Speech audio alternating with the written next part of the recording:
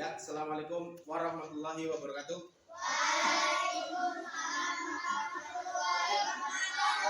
Hari ini kalian akan bersama-sama melakukan beberapa kegiatan secara berkelompok untuk menentukan yang pertama, kesepakatan kelas. Kesepakatan ini yang akan kita lakukan sebagai bentuk tanggung jawab dari apa yang sudah kita sepakati bersama-sama. Kalian akan menuliskan tindakan-tindakan yang akan kalian lakukan sebagai bentuk kegiatan yang menunjukkan kalian adalah anak-anak yang belajar dan punya sikap yang baik. Kemudian menuliskan kata-kata yang perlu kita hindari nantinya. Perbuatan apa yang akan dihindari sebagai bentuk kesepakatan kelas. Berikutnya ada beberapa keyakinan yang ingin kita tanamkan di kelas 4.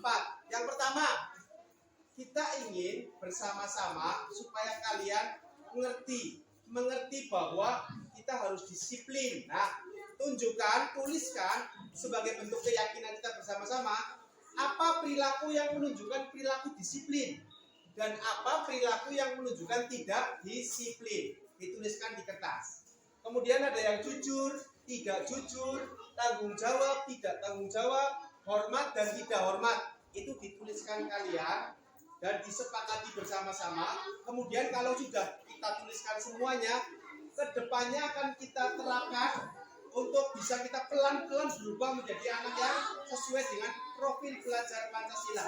Bisa dipahami ya?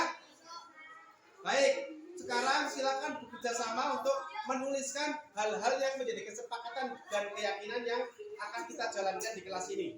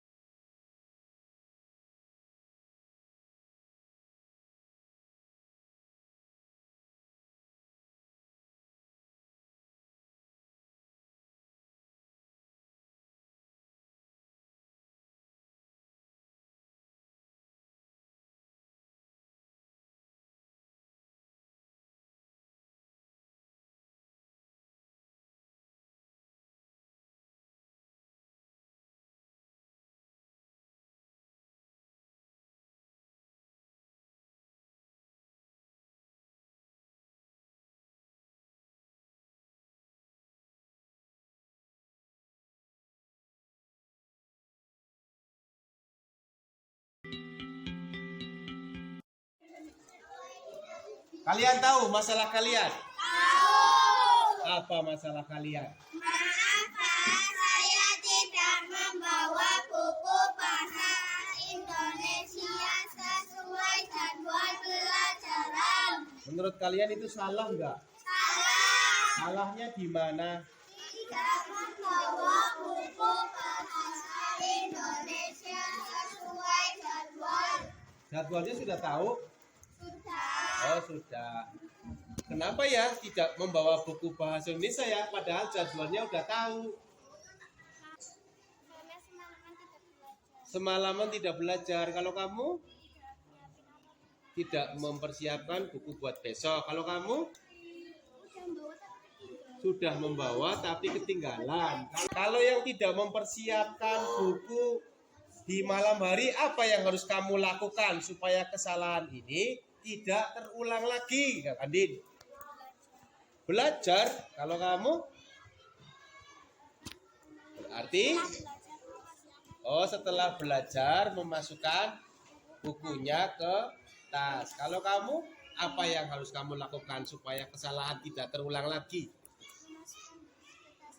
Memasukkan buku ke tas sesuai jadwal ya. Kalau kamu setelah belajar langsung memasukkan ke dalam tas. Kalau kamu Fadil,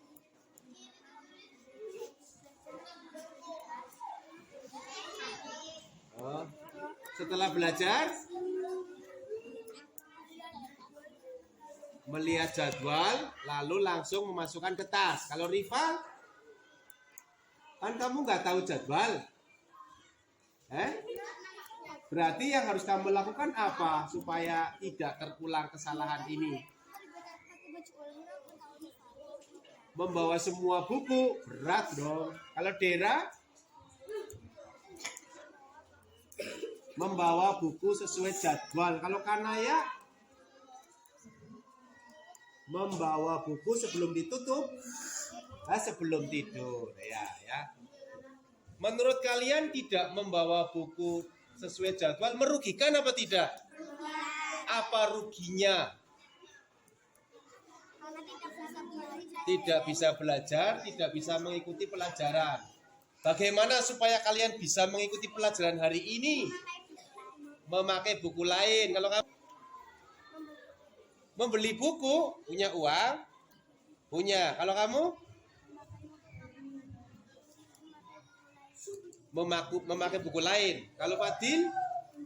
Memakai buku lain. Kalau saran terbaik, kalau membeli buku berarti buku baru pakai uang kamu. Nanti setelah ditulis di buku baru, kemudian diapakan? Disalin ke buku asli. Yang pakai buku lain, nulis, terus kemudian diapain? Disalin ke buku bahasa Indonesia. Nah, sebaiknya bagaimana? Pakai buku yang baru atau pakai buku yang ada dulu? Pakai buku yang ada dulu ya. Kedepannya bagaimana supaya ini tidak kalian lakukan kembali? Menyiapkan buku, apalagi? Baik, sekarang Pak Guru katakan begini, bahwa kalian, kalau yang kalian lakukan tadi wajar ya. Kalau tidak belajar, tidak melihat jadwal, pasti akan salah, ketinggalan bukunya, ya kan? Ada yang sudah belajar tapi lupa memasukkan buku. Berarti tadi disebutkan kalian akan setelah belajar akan memasukkan buku. Ada lagi yang tidak tahu jadwal. Kalau tidak tahu jadwal, Rival, berarti harus kamu lakukan apa? Melihat jadwal. Sudah punya jadwal ya? Ya, sudah melihat jadwal. Yang kalian lakukan kesalahan ini berarti harus ditebus dengan cara apa? Menyalin di buku lain daripada membeli buku baru. Kemudian setelah sampai di rumah, catatan disalin kemana? Ke buku bahasa Indonesia ya, baik sesuai dengan jadwal. Janji ya, besok tidak mengulangi lagi ya. Kalau nanti mengulangi lagi, kira-kira kalian harus membayar pakai apa nih? Apa perlu dihukum atau tidak? Perlu. Hukumannya apa kira-kira coba? Nyapu. Berdiri di sini. Kalau kamu apa? Kan kesalahannya cuma tidak membawa buku. Kira-kira hukuman atau bukan hukuman ya, konsekuensi tanggung jawab.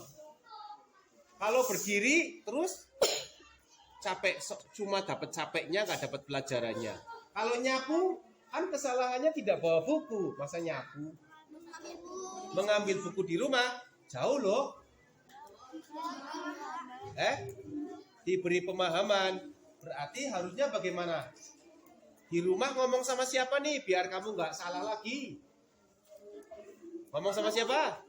Sama ibu. Ngomongnya gimana coba? Bu, besok ingatkan aku untuk membawa buku sesuai jadwal.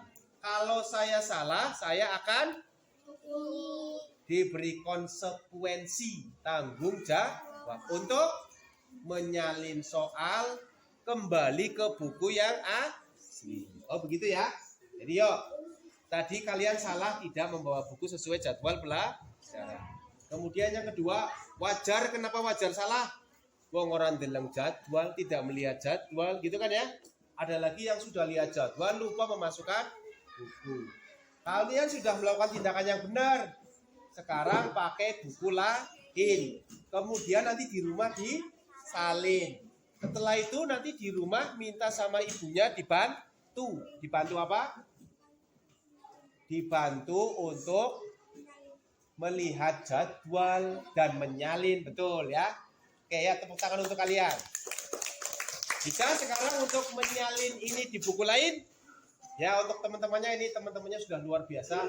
Tahu salahnya dan tahu solusinya. Begitu ya? Baik, sekarang ini kursi kembalikan ke tempat masing-masing dan lakukan sesuai dengan Nakia. Tadi sudah Pak Guru tanya tentang kesalahan kamu. Yang Pak Guru dan kamu lakukan kayak gini menyenangkan atau membahayakan? Menyenangkan? Lebih enak mana? Dimarahi apa kalian memperbaiki kesalahan sendiri? Pernah dimarahi?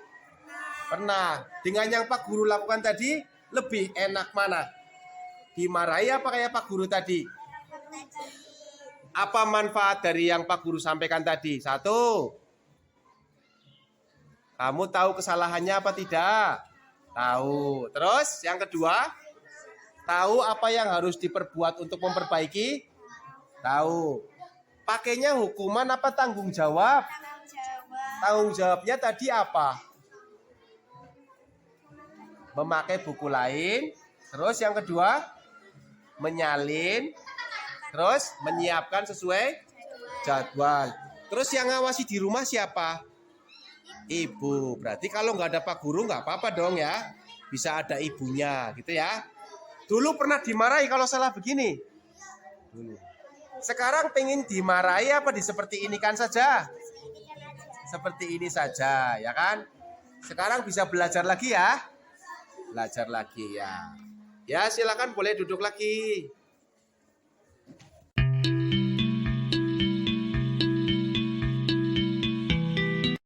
Ini Rehan sama Fauzan. Pak Guru mau tanya, hari ini kamu ada kesalahan apa? Hindarin kesalahannya apa kok beda terlambat? Kamu hari ini kesalahannya apa? Terlambat. Kalau kamu Fauzan sama apa? Terlambat. Sekarang jam berapa ini? Jam 7 lebih 20 menit. Harusnya kamu sampai di sekolah jam berapa? Jam 7 lebih 5 harusnya. Jam 7 itu sudah masuk atau belum? Sudah masuk. Kamu harusnya berarti berangkat dari rumah jam berapa harusnya? 7 kurang. Harusnya sampai di sekolah jam berapa? 7 kurang ya. Tapi sekarang jam berapa ini? 7 lebih 20 menit. Kamu baru sampai di sekolah. Berarti kayak gitu salah apa benar? Salah. Sudah berapa kali kamu sering seperti ini? Rehan? 4 kali. Dari bulan Juli sampai bulan Agustus 4 kali. Kalau Fauzan banyak.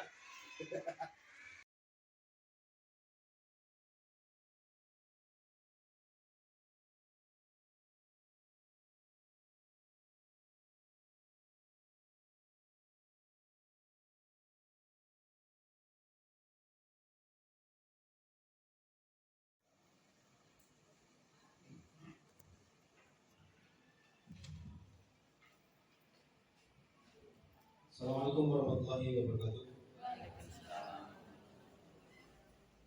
Bismillahirrahmanirrahim. Yang kami hormati Bapak. Yang kami hormati rekan-rekan pendamping platform Merdeka Mengajar Kecamatan Gelondokan dan juga Bapak Ibu guru kelas 4 se-Kecamatan Gelondokan. Bapak Ibu yang kami hormati, sebelum kami menyampaikan materi, sebelumnya kami perkenalkan dulu tentang nama-nama instruktur yang bertugas mendampingi Bapak Ibu di Kecamatan Gelondokan. Yang pertama adalah saya sendiri, kedua dari SD Negeri 01 Gelondokan. Kemudian yang kedua Bapak Agus Supron dari SD Negeri 01 Banjarnegara. Yang ketiga Ibu Vina Panduwinata Ibu Vina Sari dari SD Negeri 01 Banjarnegara. Yang keempat Ibu Retno Jumilah dari SD Negeri 02 Gelondokan. Yang kelima Ibu Mutaharo dari SD Negeri 02 Gelondokan. Bapak Ibu yang kami hormati, kami mendapatkan materi tentang platform Merdeka Mengajar itu selama 1 hari penuh, dari mulai jam 7 sampai jam 4, dan dilanjutkan tugas selama seminggu di rumah.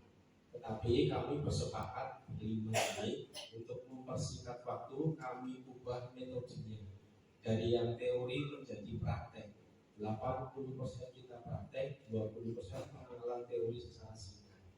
Nah, untuk itu hari ini kita akan mendapatkan 2 materi. Materi yang pertama adalah budaya positif, dan materi yang kedua adalah platform Merdeka Mengajar yang sangat penting bagi karir Bapak Ibu di bidang guru.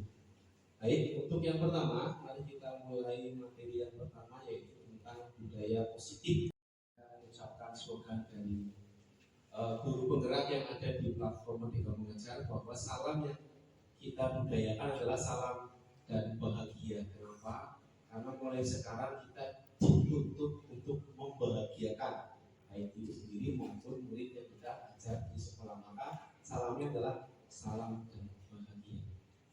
Sebelum budaya positif kita mulai, perkenalkan dulu ada sebuah inti yang disampaikan oleh Ki Hajar Dewantara bahwa anak-anak itu hidup dan tumbuh sesuai kodratnya sendiri. Pendidik hanya dapat merawat dan menuntut tumbuhnya kodrat itu. Maksudnya apa ya Bapak Ibu? Maksudnya seperti ini. Secara singkat bahwa kita sebagai guru itu dituntut untuk melakukan pendidikan dan pengajaran. Dalam hal ini adalah secara singkat dikatakan kita menuntut, bukan dimulai dari diri sendiri. Budaya positif. Kata-kata disiplin benar, selalu ada tuntutan di sana, selalu ada sesuatu yang semacam paksaan dan biasanya tidak nyaman bagi baik saya pribadi maupun bapak ibu sekalian dan anak-anak didik kita. Ketika ada kata disiplin, perasaan tidak nyamanlah yang muncul dalam diri kita. Bocah ketika makan tubuh makan jam itu harus rampung, pulangnya harus jam 12, istirahat jam sekian, mengerjakan harus tepat waktu, harus seperti ini, harus seperti ini, dan itu tidak nyaman ketika setelah kita laksanakan. Maka sekarang kita ubah disiplin. Menurut para ahli mengatakan begini, disiplin itu singkat belajar. Ternyata seperti itu. Disiplin hanya belajar, bukan menuntut. Jadi ketika panjenengan ingin anak panjenengan disiplin, maka ada 5 peran yang akan nanti kita terapkan kepada anak didik kita. Masih belum ya? Sama seperti kemarin. Kalau nggak ada tulisan dan tampilan, biasanya medianya jadi awam-awam, akhirnya bayangin paling tinggi. Tapi kalau ada media yang kita tampilkan, jadi ada 2 yang dilihat, dicatat, lalu masuk ke dalam kotak, lalu diresapi dalam pikiran. Tuntut untuk menuntut, bukan menuntut. Artinya apa? Kita hanya ikut untuk bergerak, menebalkan apa yang baik-baik saja. Yang buruk bagaimana? Bukan disematkan kepada anak. Contohnya seperti ini. Ketika ada sebuah kasus anak nggak bisa, yang kita lakukan dalam hati atau bisa diucapkan dengan lisan, ucap kok bodoh, tak ulang lagi pingpong kaping pintar. Itu berarti kita menuntut dan sekaligus menebalkan apa yang buruk dari anak. Seharusnya yang kita lakukan adalah menuntutnya bahwa dia tidak bisa, iya. Bahwa pendidikan bukan instan, iya. Yang kita lakukan sekarang hasilnya dalam 10 tahun yang akan datang, bukan sekarang. 10 tahun yang akan datang kita harus punya visi dan misi. Anak yang akan saya didik sekarang nanti 10 tahun ke depan akan menjadi apa? Dalam kurikulum Merdeka Mengajar yang dituntut adalah profil pelajar Pancasila. Profil pelajar Pancasila ada 6. Hafal ya Bu? Kalau saya di kelas nyanyinya begini, pelajar Pancasila beriman dan bertakwa serta berakhlak mulia, berkebinekaan global, bergotong royong, kreatif, bernalar kritis, mandiri itu sikap kami. Anak-anak hafal dengan kata-kata itu, tapi nggak paham dengan penerapannya. Supaya penerapannya paham bagaimana budaya positif inilah yang akan kita terapkan di kelas di sekolah, yang nantinya akan kita terapkan. Nah, sebelum kita melangkah ke budaya positif, pertanyaan selanjutnya seperti ini Bapak Ibu. Barangkali ada yang bisa memberikan semacam saran atau pendapat silakan. Disiplin dalam gambaran Bapak Ibu kayak apa ya? Kata-kata disiplin berarti ketika disiplin tampak seperti apa, tidak tampak seperti apa pelaksanaannya. Mungkin ada yang punya pendapat kata-kata disiplin yang ada di benak kita dan biasa kita terapkan ke anak itu apa? Ada yang bisa memberikan pendapat disiplin? Tidak ada. Setelah ini, iya tepat waktu. Ada yang mengatakan disiplin itu harus tepat waktu, ada lagi sesuai dengan aturan dan mohon maaf lagi. Nah, masih mati tidak masalah. Disiplin. Baik, ada yang tadi menganggap disiplin itu tepat waktu, ada yang menganggap disiplin itu harus sesuai dengan waktu dengan aturan. Pada prinsipnya seperti ini. Bapak Ibu katakan kebiasaan positif bisa disebut sesuatu yang bernilai berharga, baik dan seterusnya. Itu adalah budaya positif yang ingin kita terapkan di setiap sekolah di seluruh Indonesia. Masih belum masalah. Ya. Bagaimana cara kita menerapkan budaya positif di sekolah? Ada sebuah prakarsa perubahan ini. Ada Mbak Umi di sini ya. Mbak Umi Nursana. Enggak ada ya. Ya itu rekan saya. Ada sebuah budaya positif yang ingin kita terapkan di sekolah kita masing-masing. Cara menerapkan budaya adalah kebiasaan yang positif yang sekarang ada di sekolah Bapak Ibu. Kebiasaan positif saja yang dilihat. Ada 6 guru, sing papat, mangkate sesuai dengan aturan. Jambi itu pulang setapat, wis sekolahan. Sing loro, jambi itu luwi, mbok luwi kira wong luwi. Dari situ ada sebuah semacam paradigma atau stigma. Berarti sing loro ora disiplin, sing papat disiplin. Yang dua ini nggak usah kita perhatikan, nggak usah kita nilai, nggak usah kita hukum, nggak usah kita tandai gitu ya. Yang ditandai yang tepat saja. Wong papat ke mangkate jadi dikurang seprapat, nang arep bocahe wis ora layanan, wis ora mlayu. Itu aja yang kita terapkan. Positifnya itu saja. Yang dua bagaimana? Bahwa kalau ada komunikasi itu bagus, kalau tidak ada komunikasi pribadi diri masing-masing. Saya tak berangkat jam 7 kurang seperempat, jam 9 misalnya sudah berangkat istirahat. Ketika mengajar, yang mengajar. Ketika kita sepakat dengan semuanya tidak seperti ini, kita laksanakan secara pribadi dulu sambil kebetulan. Itu budaya yang berarti berangkat dari hal yang positif. Nah, temannya untuk menyerahkan hal berharga itu dengan cara apapun, yang tidak berhasil berarti tidak punya motivasi untuk merubah orang itu supaya mendapatkan atau menyerahkan hal berharga tersebut. Yang berhasil berarti dia telah memperoleh tujuan. Seperti itu ya. Kita praktek saja yang di depan, saya tunjuk saja ya. Ibu siapa ya? Penulis sama itu Bu Rahayu ya. Bu Rahayu bisa nggak dengan saya beri tujuan begini, dengan apapun yang kita lakukan, minta sesuatu yang berharga dari Bu Nuri dan harus berhasil. Kalau mau berhasil, ya berarti kita tidak bisa mencari tujuan. Monggo. Dengan cara Boleh merayu, boleh rayuan, boleh apapun gitu. Tujuannya adalah serahkan yang berharga dari tangan beliau. Ceritanya udah di tangan nih. sudah di tangan. Punyanya Bu Nuri diminta sampai dapat hal yang paling berharga dari guru. Budi, coba di tangannya ada apa? Boleh saya? Budi cantik sekali. Budi kan orangnya baik. Boleh saya minta? Sekali saja. Nanti aku bantah. Budi kan baik. Tapi juga.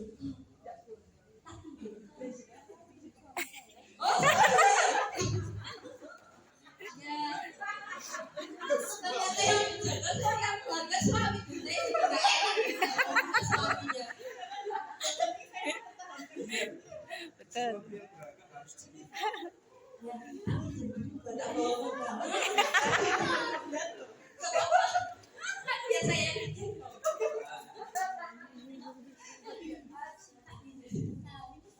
Nggak boleh.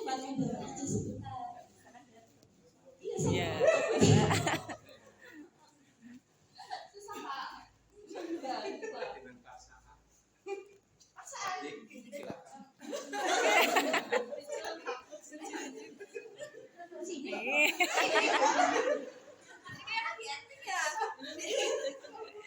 Bentar aja. Atau kamu mau saya? Nggak boleh. Saya disuruh. Seperti itulah yang kita lakukan kepada murid kita selama ini. Ternyata seperti itu. Bahwa murid itu punya sesuatu yang berharga. Ketika berangkat ke sekolah, mereka membawa sesuatu yang berharga. Apa yang berharga dari murid-murid yang dibawa? Kebebasan, kesenangan, sesuatu yang ingin hidup gitu ya, atau bertahan hidup. Itu yang siswa-siswa kita bawa dari rumah, dan gurulah yang selama ini memaksa untuk mengambil apa yang berharga dari diri mereka.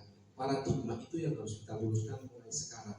Biasanya yang kita lakukan untuk mendapatkan sesuatu yang berharga dari murid adalah dengan cara hukuman, penghargaan, rujukan, rayuan, dan seterusnya. Ini menunjukkan bahwa ada ilusi, khayalan dalam diri kita sebagai seorang guru bahwa guru pasti dapat mengontrol murid. Tidak. Ternyata seperti itu. Ada sebuah ilusi, khayalan dalam diri kita bahwa kritik yang kita berikan, sindiran yang kita berikan kepada orang lain dalam hal ini murid kita akan dapat penguatan karakter itu, baik di rumah maupun di sekolah. Kelas K atau bocah orang paham, bocah nggak ngerti kelas kotor, kita kan ngomong sama siapa kali kita nggak tahu ya. Artinya kritikan itu kita merasa bahwa dengan mengkritik membuat anak merasa bersalah lalu melakukan apa yang kita inginkan. Kita juga punya sebuah ilusi, khayalan bahwa semua penguatan positif, efektif, dan bermanfaat bagi orang lain dalam hal ini murid kita. Yang terakhir ada sebuah ilusi, khayalan dalam diri kita sebagai seorang pendidik bahwa orang dewasa, kita guru, punya hak penuh untuk memaksa anak kecil dalam hal ini murid kita supaya melakukan apa yang kita inginkan. Paradigmanya di khayalan-khayalannya dia ada sebuah perubahan paradigma, stimulus respon atau teori kontrol yang mulai sekarang harus kita ubah. Siapa sesungguhnya yang memiliki kontrol seperti ini? Stimulus respon. Kita ingin mengubah orang agar berpandangan sama dengan kita. Murid, semuanya pinter ya, datang semua sesuai dengan apa yang sudah kita tulis dalam aturan ya. Tapi kalau dengan kontrol kita berusaha memahami pandangan orang lain tentang dunia. Sebuah contoh seperti ini. Kemarin saya melaksanakan ini dan perubahannya luar biasa. Dulu sebelum saya mempelajari ini, ada anak datang terlambat. Syekh, jawab, bisa telat.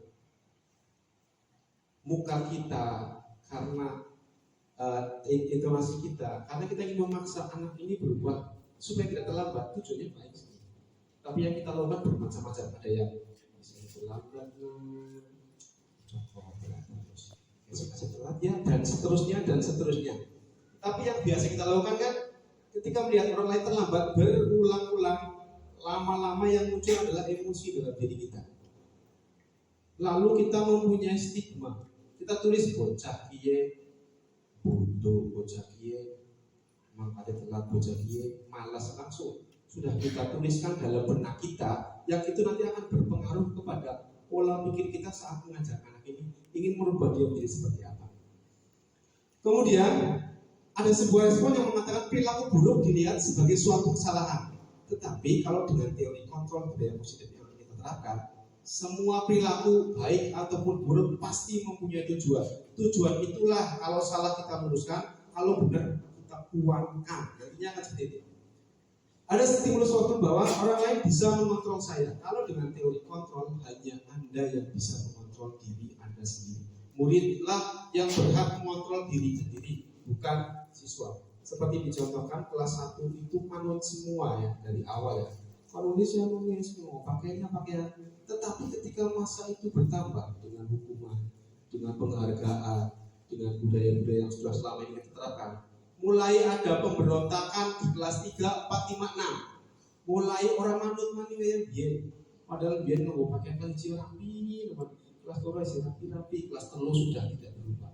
Kelas 4 sudah mulai masih terlambat, masih tulisannya orang mereka.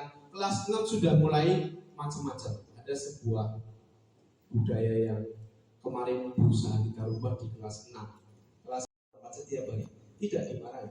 Ketika terlambat, dia hanya duduk di luar kelas, menunggu kegiatan di dalam selesai.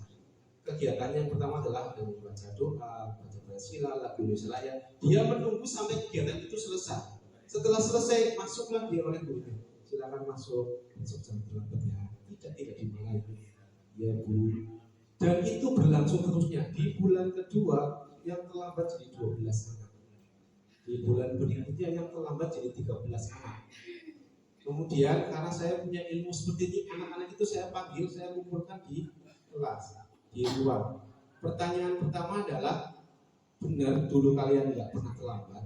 Benar. Sekarang terlambat. Kenapa ya? Kenapa ya? Semua tidak bisa menjawab. Pertanyaan saya, hal ini sebenarnya apa yang ingin kalian cari? Kok terlambat sampai ada 10 kali, 8 kali, 12? Satu anak menjawab, enak Pak. Dengan saya terlambat, saya tidak ikut kegiatan awal tadi. Selama 15 menit kita bisa ngobrol di ruang. Yang tadinya cuma 2 anak jadi 12 anak. Oh seperti itu. Kalian ingin seperti itu atau bagaimana? Akan selanjutnya seperti itu atau bagaimana? Menurut kalian itu baik atau tidak? Rata-rata menjawab tidak baik dengan alasan masing-masing. Satu anak, Pak saya terlambat, memang terlambat. Bukan karena saya ingin terlambat. Lah kenapa? Adik saya Pak, saya harus berangkat dengan adik saya. Saya harus berangkat bareng-bareng, padahal saya bangunnya pagi. Adik saya kelas 1 bangunnya agak siang. Disiapkan semua oleh orang tuanya. Dari mulai baju, makanan, dan semuanya. Sementara saya sudah siap dan menunggu. Setelah itu jam 7 kurang menit baru saya gandeng adik saya. Sampai di rumah, akhirnya saya terlambat. Dan karena kalau terlambat seperti ini, ya sudah nggak apa-apa. Mending terlambat sekalian, toh tidak diapa-apain begitu katanya. Lalu kita bicara secara panjang lebar selama 10 menit terhadap 12 anak itu. Yang kita berikan kepada mereka stimulus, bukan hukuman, bukan menunjukkan kesalahan, tetapi ingin membuat mereka itu menyadari diri dalam diri sendiri bahwa saya salah ternyata ya. Hanya seperti itu.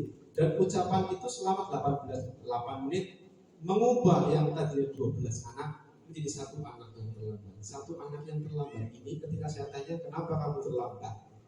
Bangunnya kesiangan Pak. Berapa kali kamu terlambat? 13. Ingin seperti ini terus atau bagaimana? Bapak saya sudah berusaha. Si apa penyebab? Saya itu kalau setelah bisa main PS Pak. PS apa sih? Asik. Wah asik Pak. Sampai jam 12:30. Habis biaya berapa? Di internet. Enggak apa-apa tadi. Terus sampai jam 1. Nah itu habis itu saya tidur Pak. Setelah tidur bangunnya 6:30. Saya marah-marah kalau pagi Pak. Marah-marah sama siapa? Sama ibunya. Ibu siwa bukan aku. Saya tidak dibangunkan dan seterusnya. Terus menurut kenapa kamu marah sama ibu? Kan ibu membuat saya terlambat.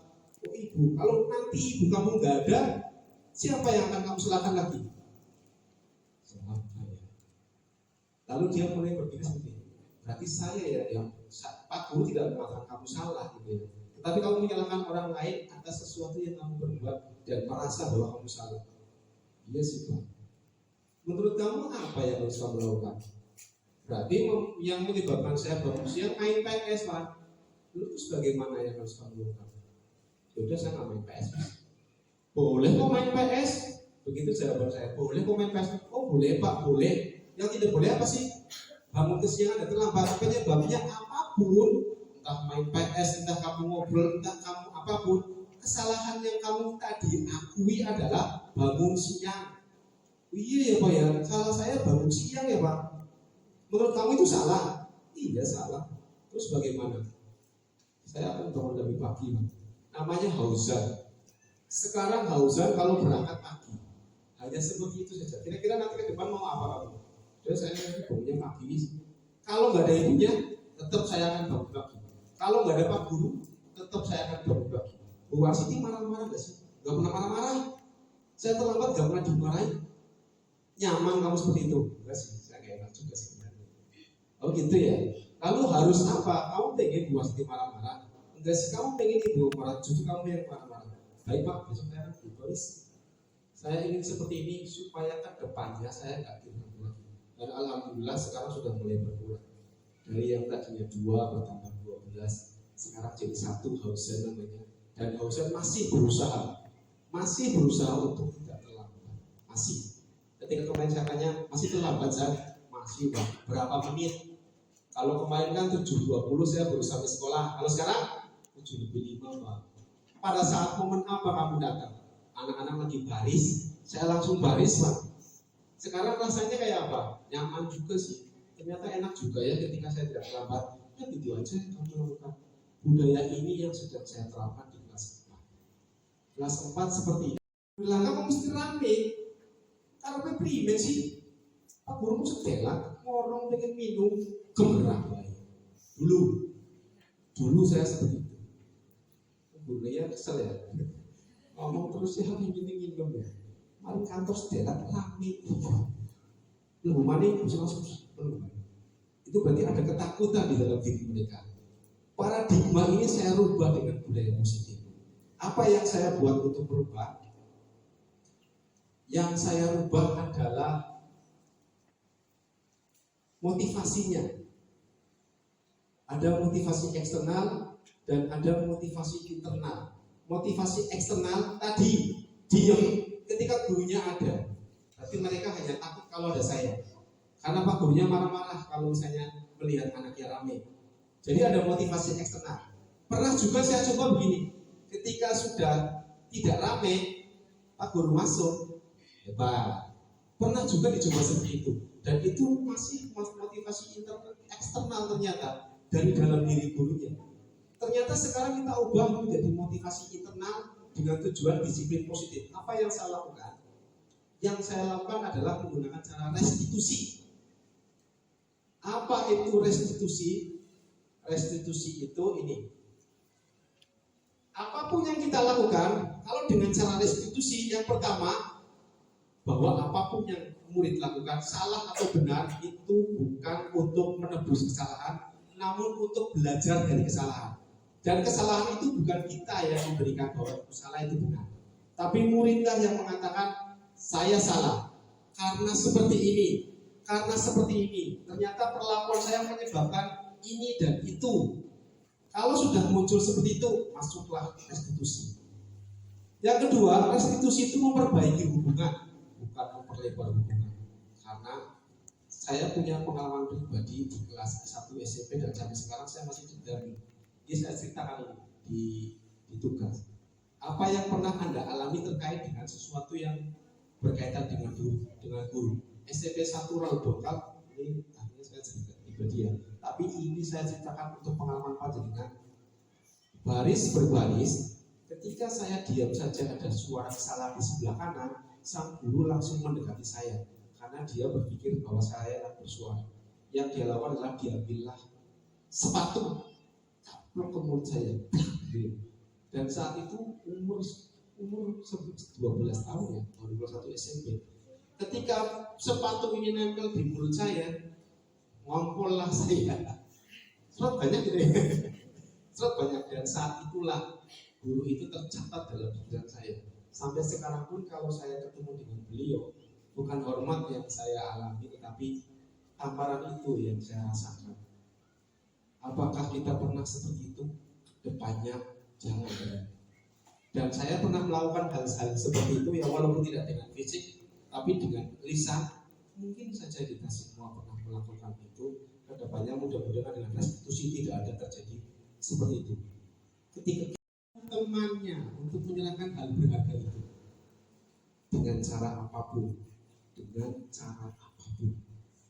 yang tidak berhasil, berarti tidak punya motivasi untuk merubah orang itu supaya mendapatkan atau menyerahkan hal berharga tersebut. Yang berhasil berarti dia telah memperoleh tujuan. Seperti itu ya. Kita praktek saja yang di depan ya, saya tunjuk saja ya. Ibu siapa ya? Penulis sama itu Bu Rahayu ya. Bu Rahayu bisa nggak dengan saya beri tujuan begini, dengan apapun yang kita lakukan, minta sesuatu yang berharga dari Ibu Muri dan harus berhasil. Kalau mau berhasil, ya berarti kita tidak bisa mencari tujuan. Monggo ya. Dengan cara Boleh merayu. boleh rayuan, boleh apapun gitu. Tujuannya adalah serahkan yang berharga dari tangan beliau. Ceritanya udah ditangani. Sudah di tangan. Punyanya Bu Nuri diminta Itu sesuatu sampai dapat hal yang paling berharga dari Bu Nuri. Bu Nuri, coba di tangannya ada apa? Boleh saya? Bu Nuri cantik sekali. Bu Nuri kan orangnya baik. Boleh saya minta? Sekali saja. Nanti aku bangga. Bu Nuri kan baik. Tapi juga.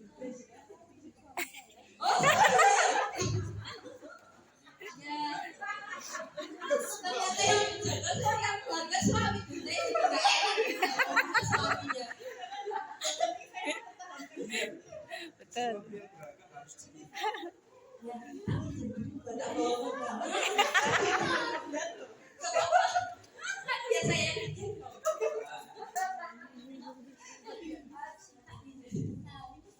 Enggak boleh. Iya. Ya. Susah Pak. Enggak, Pak. Dengan pasangan. Paksaan. Silakan. Sini. Nih. Kayak lagi acting ya. Bentar aja. Atau kamu mau saya? Enggak boleh. Saya disuruh. Seperti itulah yang kita lakukan kepada murid kita selama ini. Ternyata seperti itu. Bahwa murid itu punya sesuatu yang berharga. Ketika berangkat ke sekolah, mereka membawa sesuatu yang berharga. Apa yang berharga dari murid-murid yang dibawa? Kebebasan, kesenangan, sesuatu yang ingin hidup gitu ya, atau bertahan hidup. Itu yang siswa-siswa kita bawa dari rumah, dan gurulah yang selama ini memaksa untuk mengambil apa yang berharga dari diri mereka. Paradigma itu yang harus kita luruskan mulai sekarang.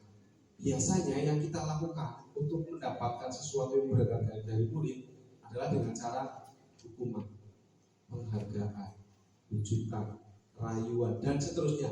Ini menunjukkan bahwa ada ilusi, khayalan dalam diri kita sebagai seorang guru bahwa guru pasti dapat mengontrol murid. Tidak. Ternyata seperti itu.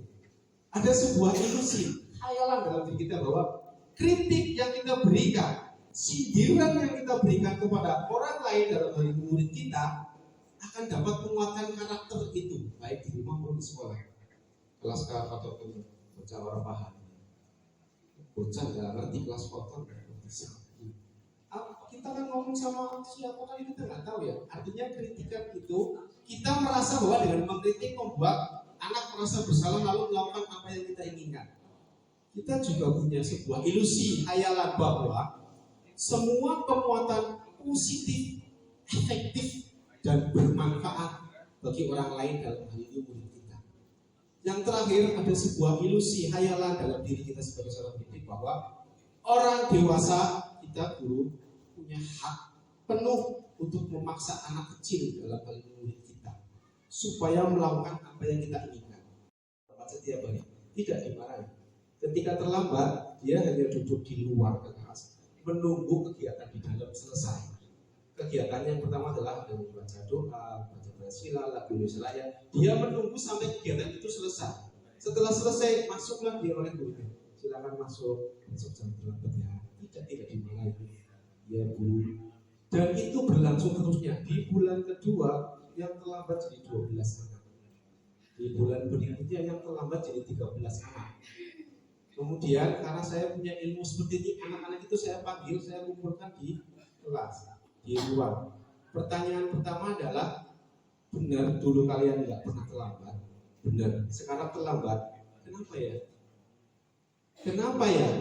Semua tidak bisa menjawab. Pertanyaan saya, hal ini sebenarnya apa yang ingin kalian cari?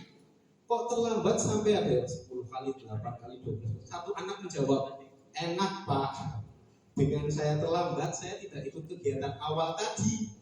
Selama 15 menit kita bisa ngobrol di ruang. Yang tadinya cuma 2 anak jadi 12 anak. Oh seperti itu. Kalian ingin seperti itu atau bagaimana? Akan selanjutnya seperti itu atau bagaimana? Menurut kalian itu baik atau tidak? Rata-rata menjawab tidak baik dengan alasan masing-masing. Satu anak, Pak saya terlambat, memang terlambat. Bukan karena saya ingin terlambat. Lah kenapa? Adik saya Pak, saya harus berangkat dengan adik saya. Saya harus berangkat bareng-bareng, padahal saya bangunnya pagi. Adik saya kelas 1 bangunnya agak siang. Disiapkan semua oleh orang tuanya. Dari mulai baju, makanan, dasnya. Sementara saya sudah siap dan menunggu. Setelah itu jam 7 kurang menit baru saya gandeng adik saya. Sampai di rumah, akhirnya saya terlambat. Dan karena kalau terlambat seperti ini, ya sudah nggak apa-apa.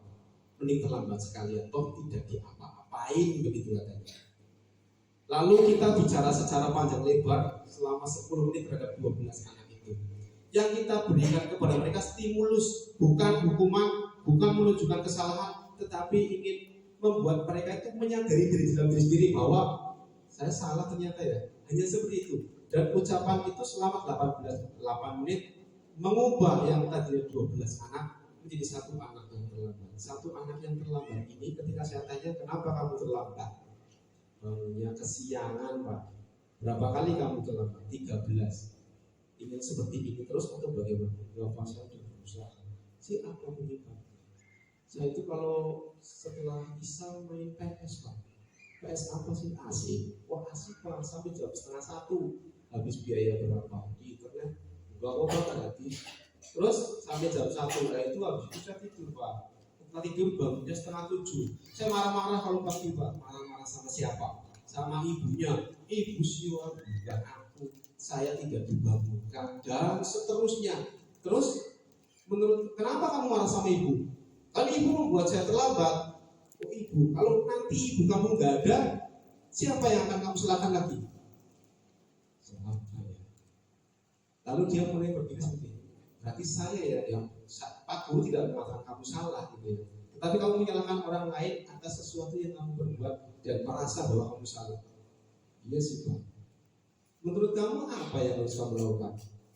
Berarti yang menyebabkan saya bangun siang main PS Pak. Terus bagaimana yang harus kamu lakukan? Sudah saya nggak main PS. Boleh kok main PS? Begitu jawaban saya. Boleh kok main PS? Oh boleh Pak, boleh. Yang tidak boleh apa sih? Bangun kesiangan dan terlambat. Penyebabnya apapun, entah main PS, entah kamu ngobrol, entah kamu apapun, kesalahan yang kamu tadi akui adalah bangun siang. Iya ya Pak ya, salah saya bangun siang ya Pak. Menurut kamu itu salah? Iya salah. Terus bagaimana? Saya akan bangun lebih pagi Pak. Namanya hauzan. Sekarang hauzan kalau berangkat pagi. Hanya seperti itu saja. Kira-kira nanti ke depan mau apa kamu? Jadi saya nanti bangunnya pagi. Kalau nggak ada ibunya, tetap saya akan bangun pagi. Kalau nggak ada Pak Guru, tetap saya akan bangun pagi. Bu Warsiti marah-marah nggak sih? Nggak pernah marah-marah. Saya terlambat nggak pernah dimarahin. Nyaman kamu seperti itu? Enggak sih, saya nggak enak juga sih. Oh gitu ya. Lalu harus apa? Kamu pengen Bu Warsiti marah-marah? Enggak sih, kamu pengen ibu marah, justru kamu yang marah-marah. Baik Pak, besok saya akan tulis. Saya ingin seperti ini supaya ke depannya saya nggak gitu lagi. Dan alhamdulillah sekarang sudah mulai berkurang. Dari yang tadinya 2 bertambah 12, sekarang jadi 1 Hausen namanya. Dan Hausen masih berusaha untuk tidak terlambat. Masih. Ketika kemarin saya tanya, masih terlambat saya? Masih, Pak. Berapa menit? Kalau kemarin kan 7.20 saya baru sampai sekolah. Kalau sekarang 7.05, Pak. Pada saat momen apa kamu datang? Anak-anak lagi baris, saya langsung baris, Pak. Sekarang rasanya kayak apa? Nyaman juga sih. Ternyata enak juga ya ketika saya tidak terlambat. Ya gitu aja kamu lakukan. Budaya ini yang sudah saya terapkan di kelas 4. Kelas 4 seperti ini. Bilang kamu mesti rame. Kalau primen sih, Pak gurumu setelah orang pengen minum gemerah baik. Dulu saya seperti itu. Gurunya kesel ya. Ngomong terus ya ingin minum ya. Mari kantor setelah rame. Belum mana bisa masuk. Itu berarti ada ketakutan di dalam diri mereka. Paradigma ini saya rubah dengan budaya positif. Apa yang saya buat untuk berubah? Yang saya rubah adalah motivasinya. Ada motivasi eksternal dan ada motivasi internal. Motivasi eksternal tadi diam ketika gurunya ada. Berarti mereka hanya takut kalau ada saya. Karena Pak gurunya marah-marah kalau misalnya melihat anaknya rame. Jadi ada motivasi eksternal. Pernah juga saya coba begini. Ketika sudah tidak rame, Pak guru masuk. Hebat. Pernah juga dicoba seperti itu. Dan itu masih motivasi eksternal ternyata dari dalam diri gurunya. Ternyata sekarang kita ubah menjadi motivasi internal dengan tujuan disiplin positif. Apa yang saya lakukan? Yang saya lakukan adalah menggunakan cara restitusi. Apa itu restitusi? Restitusi itu ini. Apapun yang kita lakukan, kalau dengan cara restitusi, yang pertama, bahwa apapun yang murid lakukan, salah atau benar, itu bukan untuk menebus kesalahan, namun untuk belajar dari kesalahan. Dan kesalahan itu bukan kita yang memberikan bahwa salah itu benar, tapi muridlah yang mengatakan saya salah karena seperti ini, karena seperti ini. Ternyata perlakuan saya menyebabkan ini dan itu. Kalau sudah muncul seperti itu, masuklah restitusi. Yang kedua, restitusi itu memperbaiki hubungan, bukan memperlebar hubungan. Karena saya punya pengalaman pribadi di kelas 1 SMP dan sampai sekarang saya masih dendam. Ini saya ceritakan di tugas. Apa yang pernah Anda alami terkait dengan sesuatu yang berkaitan dengan guru? SMP 1 Raul Bongkal, ini akhirnya saya cerita pribadi ya. Tapi ini saya ceritakan untuk pengalaman panjenengan. Baris berbaris, ketika saya diam saja ada suara kesalahan di sebelah kanan, sang guru langsung mendekati saya karena dia berpikir bahwa saya akan bersuara. Yang dia lakukan adalah diambillah sepatu kaplok ke mulut saya. Dan saat itu umur 12 tahun ya, 21 SMP. Ketika sepatu ini nempel di mulut saya, ngompollah saya. Serot banyak gitu ya. Serot banyak, dan saat itulah guru itu tercatat dalam pikiran saya. Sampai sekarang pun kalau saya ketemu dengan beliau, bukan hormat yang saya alami, tetapi tamparan itu yang saya rasakan. Apakah kita pernah seperti itu? Depannya jangan. Dan saya pernah melakukan hal-hal seperti itu ya, walaupun tidak dengan fisik, tapi dengan lisan. Mungkin saja kita semua pernah melakukan itu. Kedepannya mudah-mudahan dengan restitusi tidak ada terjadi seperti itu. Ketika mengapa ya kalau naik motor Pak dengan semua selalu memakai helm? Apa motivasi dari Pak dengan pakai helm? Biar nggak ditilang.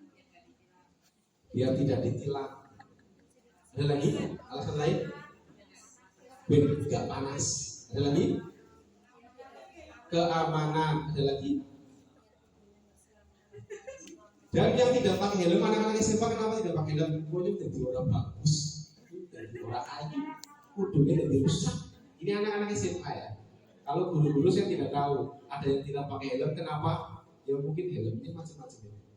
Itu motivasi eksternal dari luar, ketakutan dari luar, dan itu nggak boleh kita bangun. Yang ada harus sadar diri kita. Kenapa saya pakai helm? Alasan itu yang harus kita sematkan pada diri kita. Kalau itu positif, kuatkan. Kalau negatif, pelan-pelan kita ganti dengan yang positif. Panjenengan kemarin saat pandemi semua pakai masker ya. Beban gak sih pakai masker? Beban. Saya pribadi beban pakai masker. Orang saya ambekan. Apalagi pernah menggunakan masker yang lengkap saat ujian dulu. Ada pakaian PPD ya, ada sini, ada tutupan kepala, ada kacamata. Ternyata beban juga ya. Dan itu membuat kita jadi ribet, kita jadi gak malas. Motivasi eksternal itulah yang membuat kita gak nyaman. Padahal kalau kenapa saya menggunakan masker? Saya kembali mencontohkan Bu Vina ini. Saya dengan masker kenapa? Ini motivasi internalnya bagus. Nyom lagi pilek Pak. Kalau saya tidak menggunakan masker, saya takut apa yang ada di diri saya menimpa orang lain. Inilah budaya inilah yang harus kita tanamkan dalam diri kita supaya ada kenaikan-kenaikan. Nah ini budaya positif, ini ada kesepakatan kelas. Kemarin kan saya sudah buat kesepakatan kelas buat anak-anak dan ini efektif. Anak-anak, sekarang Pak Guru nggak pengen peraturan, tidak perlu ada aturan di sekolah ini. Yang ada adalah kesepakatan kita bersama. Apa ya kesepakatan kita bersama? Banyak guru yang sudah melaksanakan, kita tempelkan. Kesepakatan kelas, mereka menuliskan sendiri. Datang tepat waktu, datang sebelum jam 7, tidak boleh makan di kelas, saat pelajaran tidak boleh ngobrol, semua mereka tuliskan. Ada yang mengatakan kesepakatan kelasnya, saya pengen diberi permen sama Pak Guru, saya pengen seperti itu. Kesepakatan itu kita tuliskan semua. Dari yang baik-baik itu, kemudian kita berikan keyakinan kepada mereka. Bagaimana kalau ada yang tidak melakukan kesepakatan kelas? Ada yang mengatakan hantem baik Pak Guru. Iya ini murid-murid kita ya, murid-murid saya. Hantem. Kon metu Pak Guru. Terus woi soal sing akeh, kon nulis sing akeh. Mereka yang memberi hukuman banyak sekali. Kalimat yang saya ucapkan, lah kenapa harus seperti itu? Kalau tidak ada hukuman terus kalian boleh Pak melanggar apa yang sudah kita sepakati? Enggak sih. Terus apa yang harus kita lakukan kalau kita melanggarnya? Ya jangan melanggar Pak. Kalau nggak ada Pak Guru gimana? Ya berarti temennya yang menegurnya bagaimana? Hei, apa yang terjadi kalau kamu seperti itu? Marah Pak Guru, malah berantem jadinya. Berarti gimana dong? Ya sudah. Kalau ada yang melanggar, cukup kita tahu bahwa itu anak melanggar. Efektif. Yang sekarang kalau Pak Gurunya masuk ke kantor rame, ternyata tidak seramai sebelumnya. Yang rame cuma 1, 2, 3. Ketika Pak Guru masuk, tadi Pak Guru dia tinggal yang rame deh. Ibu Guru ini rame dulu gue. Enggak yakin, saya tadi cuma pinjam ini. Oh kamu pinjam itu. Tapi katanya rame. Enggak Pak Guru, enggak cuma ngobrol aja. Tapi sudah selesai. Sudah? Oh sudah selesai. Baik, seperti itu aja. Ini kesepakatan kelas. Ada kesepakatan. Kalau hukuman kan berarti berasal dari kita sendiri. Langsung beri hukuman, langsung menyakitkan dan seterusnya. Nah ini beberapa hal yang kita alami bersama-sama. Orang lain melakukan negatif, ya pelan-pelan kita ngobrol saja. Yang sudah positif, tingkatkan. Bagaimana cara membuat murid kita menjadi anak yang punya motivasi yang baik? Restitusi, bukan hukuman, bukan penghargaan, tapi motivasi bahwa dia mau berubah menjadi yang terbaik.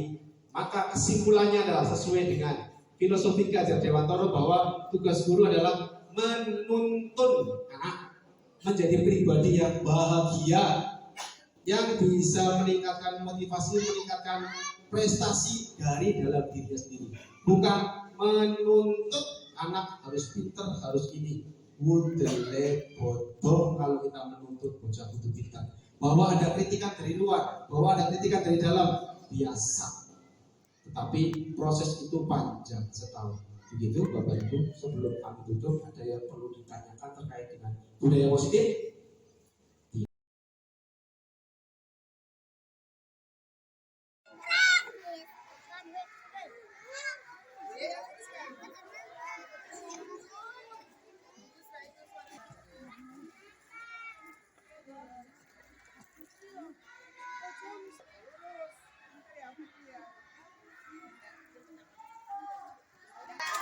Pancasila, aku yang mendukung Pancasila.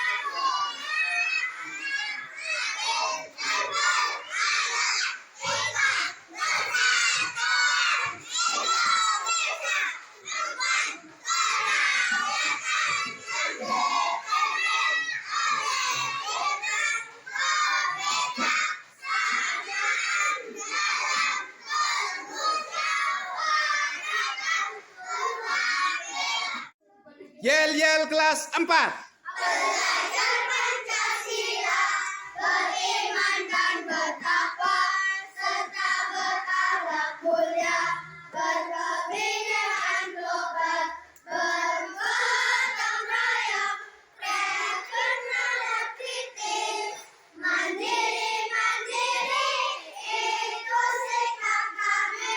Belajar Pancasila.